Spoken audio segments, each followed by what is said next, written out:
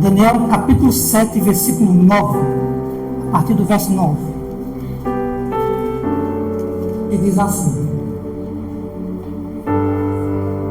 continuei olhando até que foram postos uns tronos, e o ancião de dias se assentou. Sua veste era branca como a neve, e os cabelos da cabeça como a pura lã. O seu trono eram chamas de fogo, e suas rodas eram fogo ardente. Verso 10: um rio de fogo manava e saía de diante dele. Milhares de milhares o serviam, e miríades de miríades estavam diante dele. Assentou-se o tribunal e se abriram os livros. Agora dê um pulinho no verso 13, e diz assim: eu estava olhando nas minhas visões da noite, e eis que vinha com as nuvens do céu como o filho do homem, e dirigiu-se ao ancião de dias, e o fizeram chegar até ele. Assim foram apresentadas ao profeta Daniel o grande e solene dia em que o caráter e a vida dos homens passariam em revista diante do juiz de toda a terra, e que cada ser humano iria receber a sua recompensa de acordo com as suas obras. O ancião de dias que é mencionado nesse texto é Deus, o Pai. O livro de Salmos 90, verso 2, diz o seguinte: antes que os montes nascessem e se formasse a terra e o mundo, de eternidade a eternidade, tu és Deus. Como Deus ele é o autor, a fonte de todo ser e de toda lei, Deus irá presidir o juízo. E milhares e milhares, e miríades de miríades, ou seja, milhões e milhões de anjos, como ministro e testemunha desse tribunal, assistem a este tribunal. Assentou-se o tribunal e se abriram os livros. O verso 13 fala-nos que eis que vinha com as nuvens do céu semelhante ao Filho do Homem. Uma clara referência ao nosso Senhor Jesus Cristo.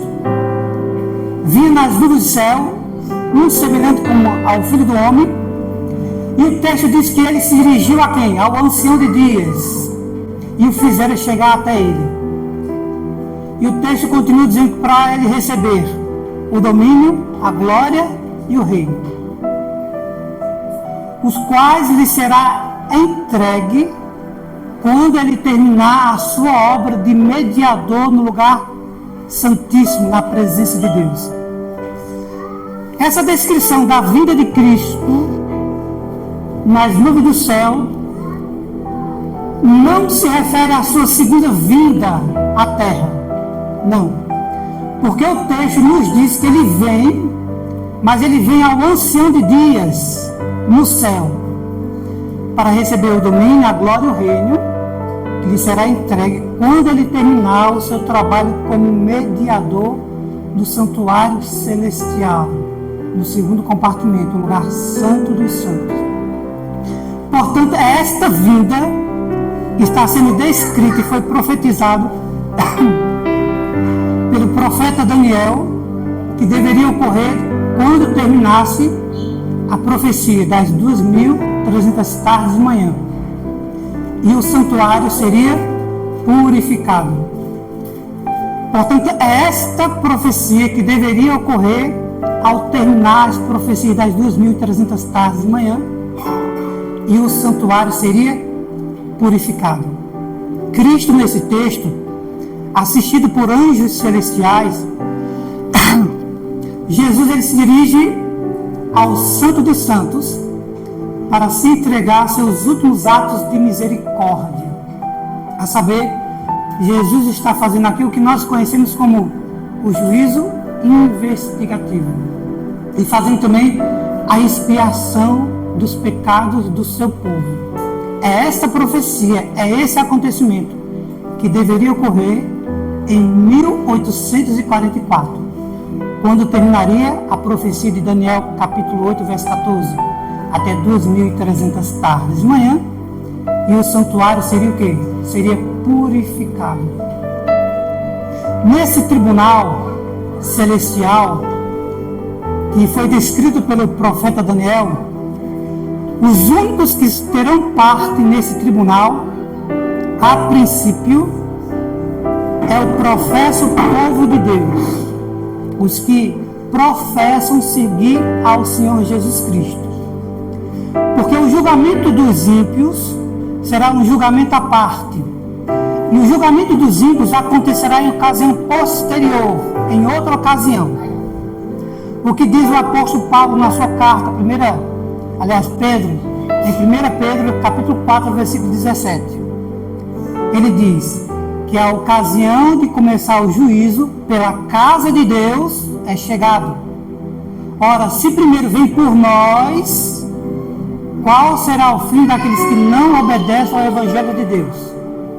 Portanto, Pedro menciona que o julgamento começa pelo povo de Deus. Assentou-se o tribunal e se abriram-se os livros. Esses livros que são mencionados nessa passagem são os livros de registro. E as decisões do tribunal será determinado pelas coisas que se encontram neste livro. Assentou-se o tribunal e se abriram os livros. No entanto, o apóstolo João, no Apocalipse, ele menciona um livro que Daniel não menciona, mas faz parte desse tribunal também. Que livro é este? Pegue suas Bíblias e vamos abrir no Apocalipse, capítulo 20. Apocalipse, capítulo 20, e vamos ver qual é o outro livro que faz parte também do grande tribunal de Deus. Apocalipse, capítulo 20.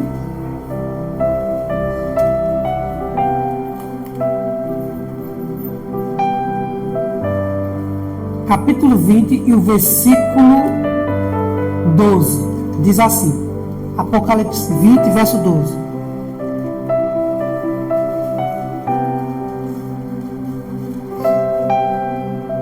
Vi também os mortos, os grandes e os pequenos, postos em pé diante do trono. Então se abriram livros. Ainda outro livro, o livro da vida, foi aberto. E os mortos foram julgados segundo as suas obras, conforme o que se achava escrito nos livros. Cristo ali ordenou aos seus discípulos, quando os discípulos vieram de uma missão evangelística. Jesus disse aos discípulos: alegre-se antes por estarem os vossos nomes escritos nos céus.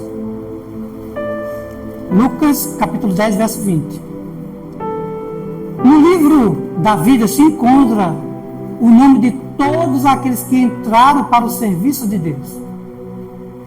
O apóstolo Paulo, na sua carta aos Filipenses, capítulo 4, versículo 3, ele fala sobre os seus companheiros de trabalho, cujos nomes se encontram escritos no livro da vida.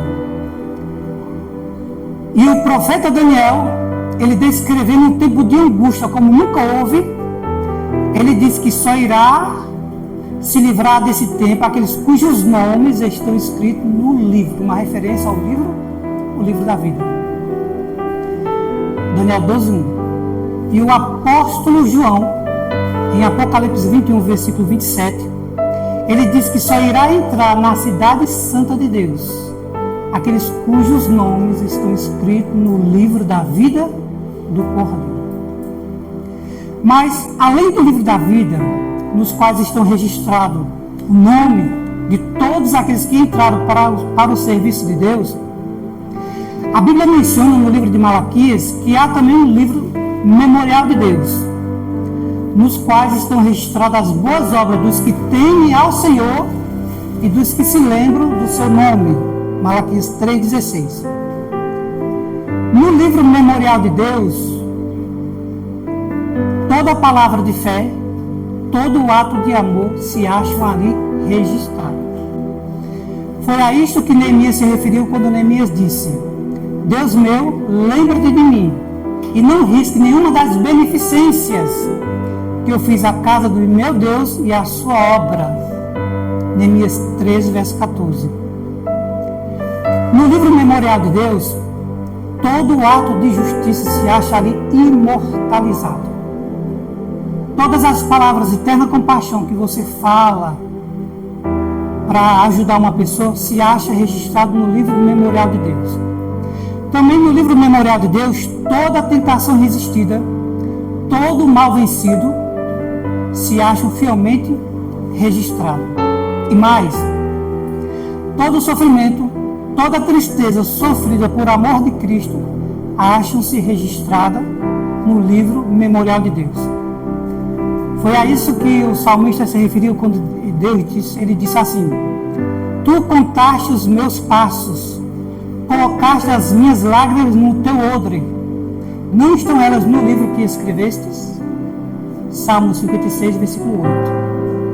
Além do memorial de Deus, onde estão registradas as boas obras dos que temem ao Senhor e dos que se lembram do seu nome, a Bíblia também fala que há um registro dos pecados dos homens. Por quê?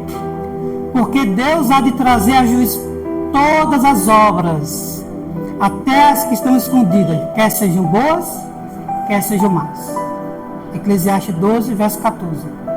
E o nosso Senhor Jesus, ele disse: de toda palavra frívola que os homens disserem, dela darão contas no dia do juízo. E ele acrescentou: porque pelas tuas palavras serás justificado, e pelas tuas palavras serás condenado. Além dos livros de registro onde se encontram os pecados dos seres humanos, e além do memorial de Deus, os livros de registro, ele registra toda obra do ser humano. E essas obras praticadas pelo ser humano, elas são registradas por sua fidelidade ou infidelidade. E ao lado de cada nome nos livros dos céus, nós encontramos com terrível exatidão cada má palavra, cada pecado secreto, cada pecado egoísta, cada dever não cumprido. Tudo se encontra no registro de Deus. Os momentos que você desperdiçou, que deveria estar estudando a Bíblia, as oportunidades desperdiçadas, as admoestações enviadas pelos céus, as advertências que não foram atendidas, tudo se acha no livro de Deus, onde estão registrados os pecados dos seres humanos. E nesse tribunal, a Bíblia fala que a lei de Deus, os 10 mandamentos, será a norma de juízo.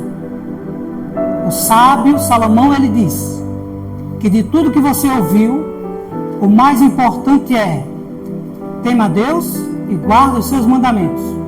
Porque isso é o dever de todo homem. Porque Deus há de trazer a juízo todas as obras, quer sejam boas, quer sejam más. Eclesiastes 12, versos 13 e 14.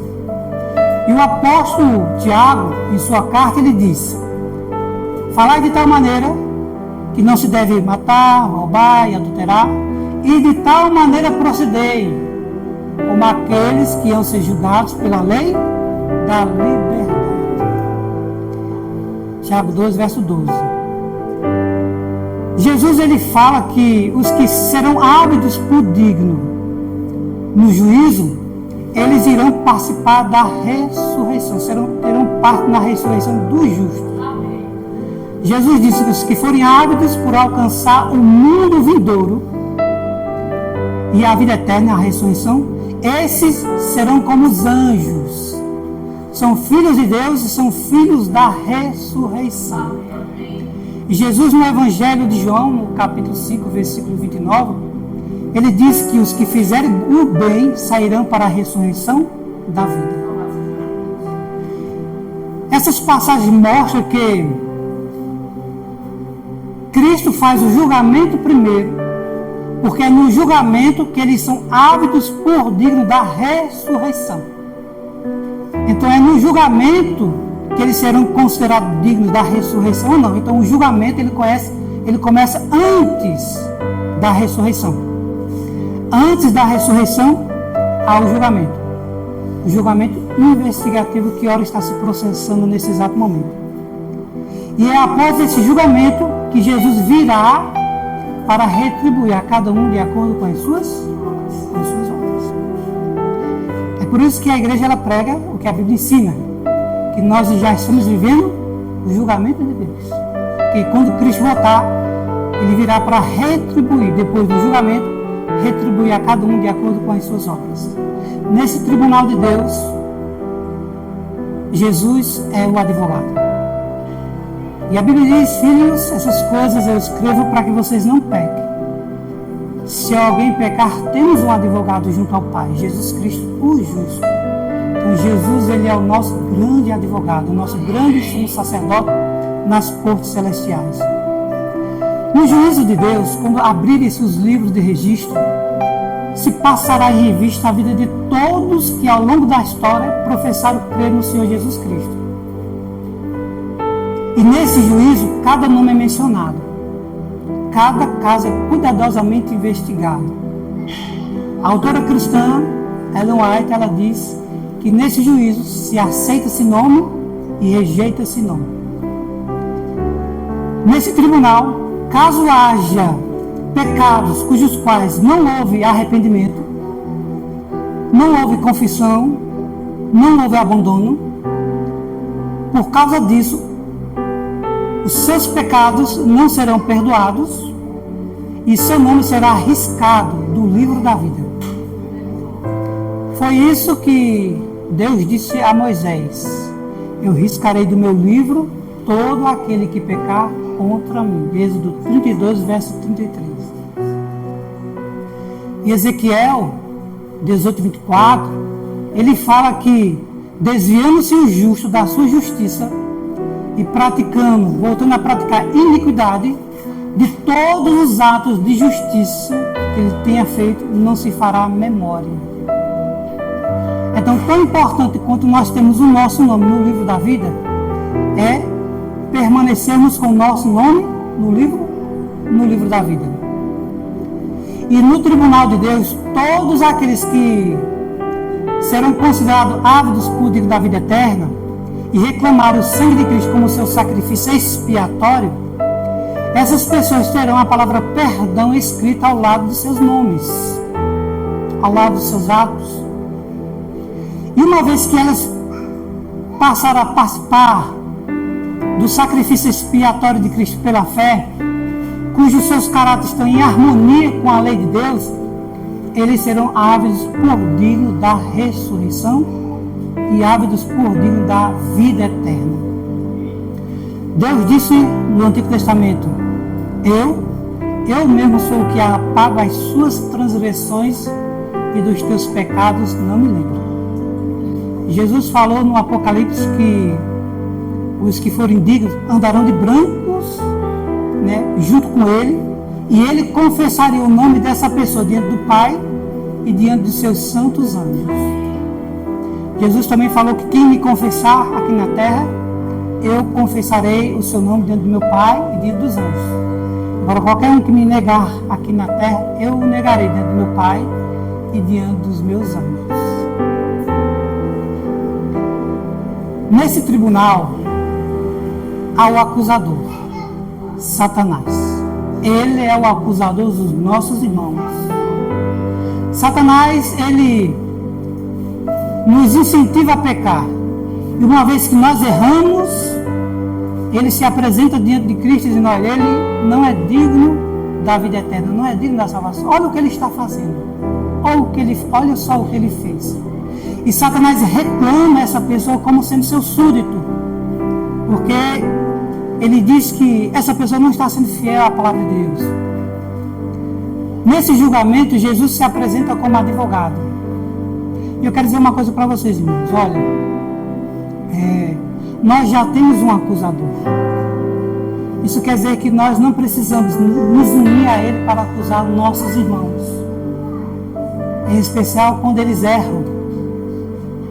Esse papel Deus não confiou a nós, é um papel de Satanás, de acusar nossos irmãos. Portanto, quando nossos irmãos errarem, se você não tiver disposição de ir a ele e orar com ele, ajudá-lo em sua situação, ore por ele. Mas não aponte, não acuse, não condene. Esse papel não pertence aos filhos de Deus. É um papel de Satanás. E por que nós iríamos nos unir com Satanás nesse papel? Não é verdade?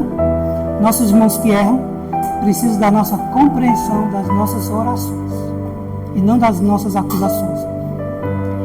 Cristo, diante daqueles que buscam perdão e salvação, ele apresenta esse caso diante de Deus, apresenta o perdão dessa pessoa, o arrependimento e a confissão, levanta as suas mãos diante do Pai, diante dos anjos e diz: eu o conheço pelo nome e tenho gravado nas palmas das minhas mãos.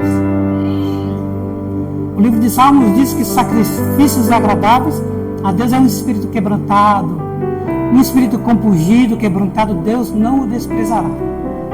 Então Jesus justifica seus pecados, mas não no sentido de que ele passa a mão na cabeça dos pecados do seu povo. Mas Jesus, ele apresenta diante de Deus os seus sacrifícios, os seus méritos.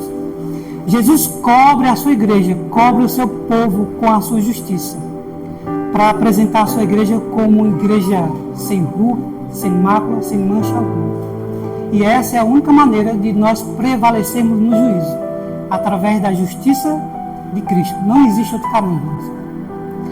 No tribunal, na cerimônia que acontecia aqui na terra, no santuário terrestre, havia uma cerimônia que acontecia uma vez ao ano, no dia 10 do 7º mês. E era um dia de juízo. Nesse dia, o sumo sacerdote estava no lugar santo, na presença de Deus. E ele, ao terminar a cerimônia, ele saía do lugar santíssimo para abençoar o povo. Assim também Cristo, no lugar santo dos santos, no santuário celestial, ao terminar a sua obra como grande sumo sacerdote, sairá da presença de Deus para abençoar o seu povo com a vida eterna.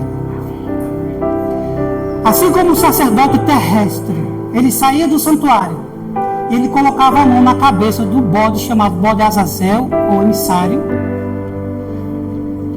confessando os pecados da nação.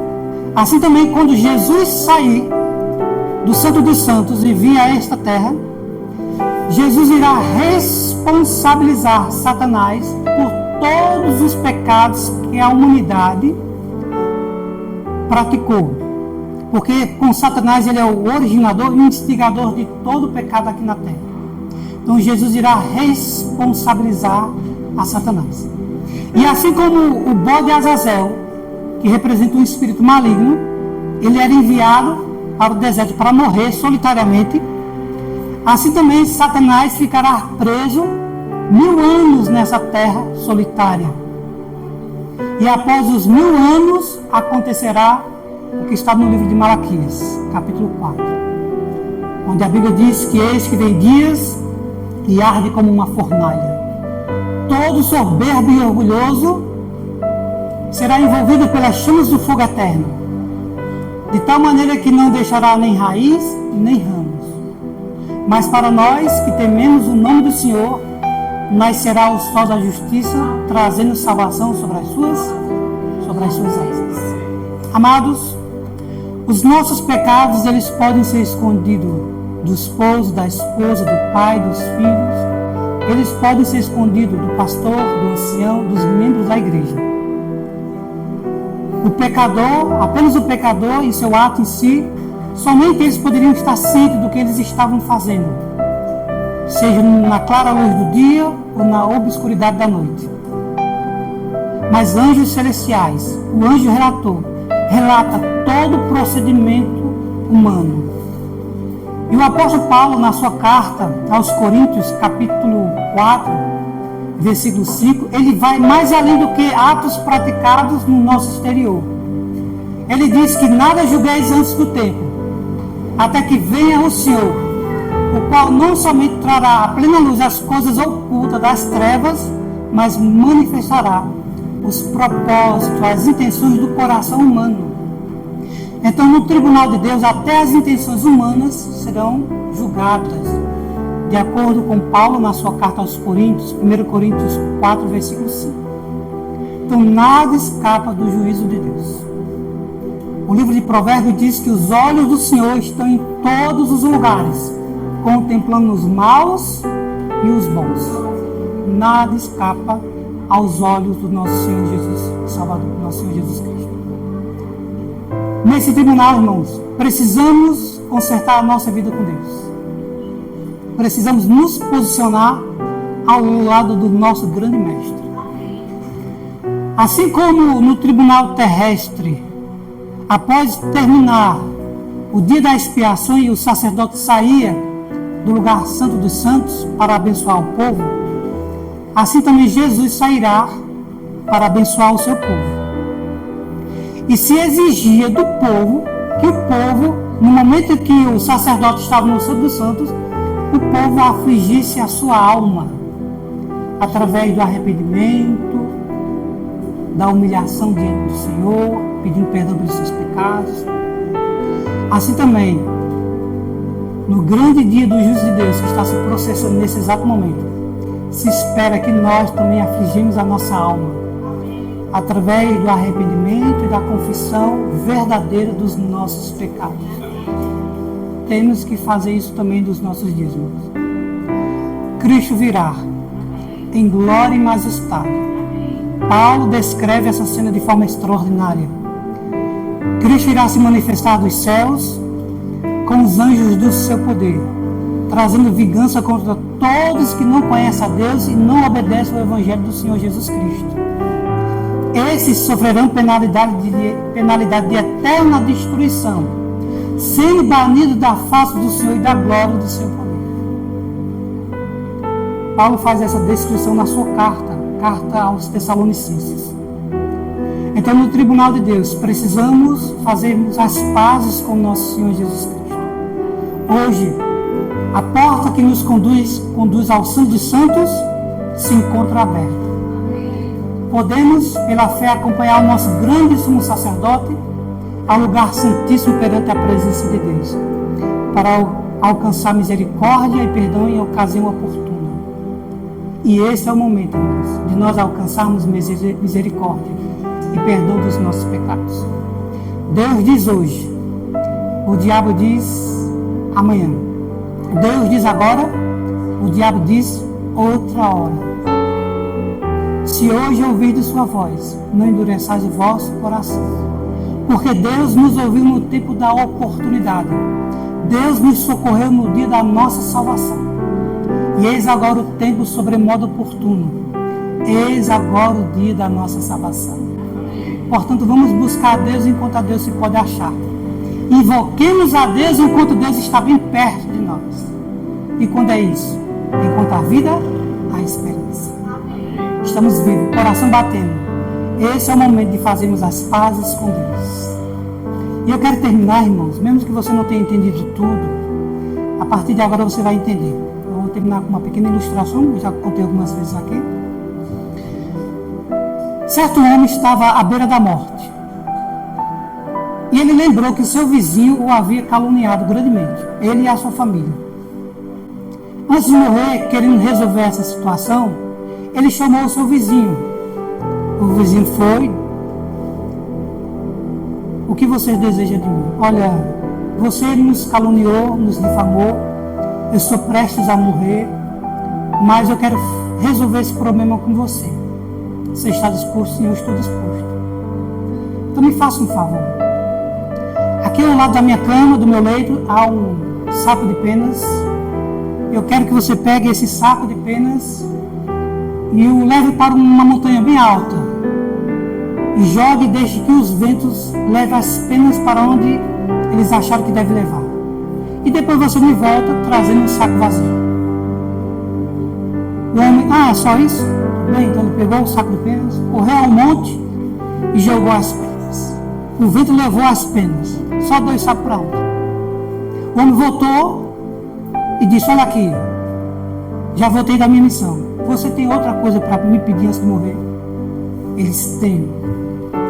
Agora eu quero que você pegue esse saco vazio e vá atrás de todas as penas que você jogou. Coloque todas, não deixe faltar uma sequer. E terá resolvido o nosso problema. Mas o quê? Isso é impossível. Como é que eu vou devolver todas as penas para o saco se todas foram levadas pelo vento? É impossível voltar atrás. Então o homem, querendo ensinar uma lição para ele, disse: assim também, meu amigo, é tudo que você falou comigo, com minha família. Foram como aquelas penas, suas palavras foram ditas. Não tem mais como voltar atrás. No entanto, eu quero dizer antes de morrer: apesar disso, eu te perdoo. Eu te perdoo. Queridos, algo semelhante acontece entre nós e Deus.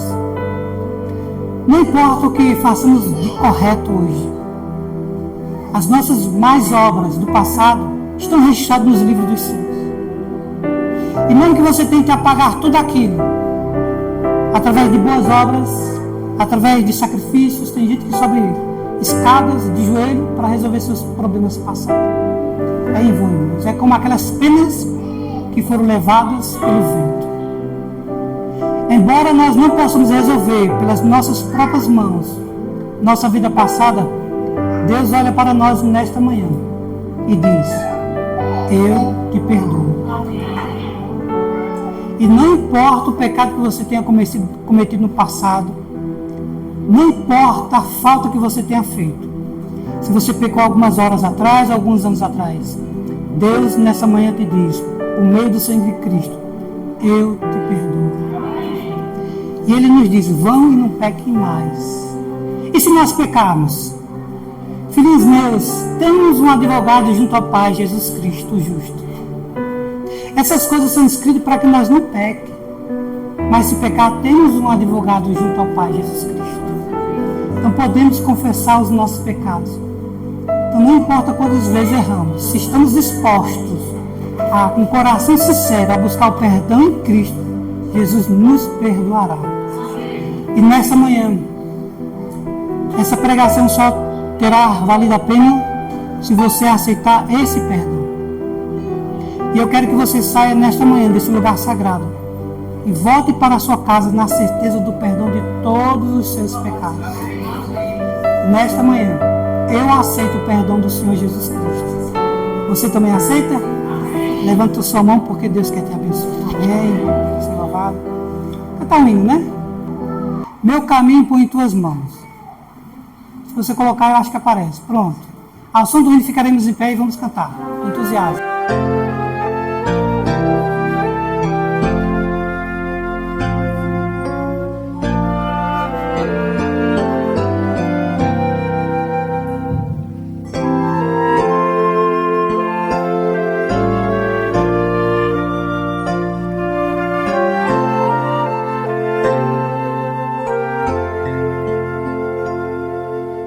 Meu caminho põe em suas mãos.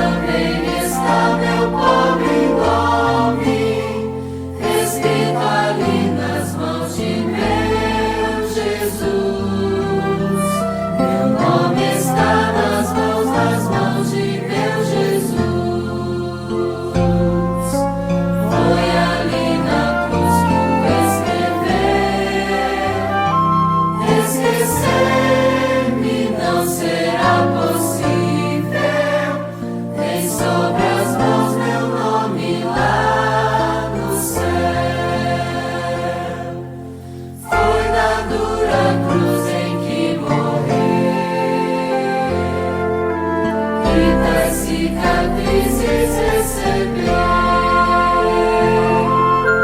mas ao ver as mãos assim sangrarem, eu vi também ali o nome meu. Meu nome está nas mãos de meu Jesus. Foi ali na cruz que o escreveu. Esquecer-me não será possível. Tem sobre as mãos meu nome lá no céu.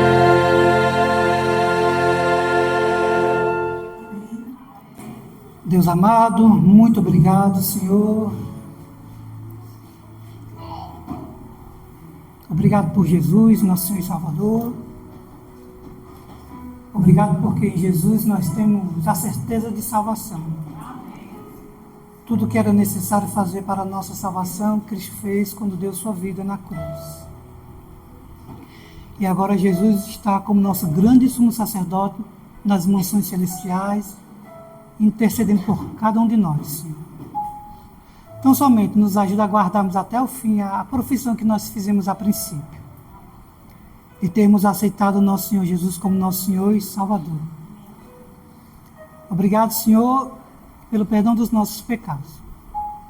Obrigado pela paz que advém do ministério do Teu Santo e Bom Espírito. Nos conduza para nossos lares, abençoe a programação da Semana Santa, que o Senhor use os seus instrumentos para que ele seja um instrumento nas tuas mãos. E muitas pessoas tomem uma decisão ao teu lado, Senhor. Nas tuas mãos colocamos a nossa vida. Continue, Senhor, abençoando essa igreja, cada membro, a liderança, o pastor do distrito. Que pedimos isso no nome do Senhor Jesus. Amém.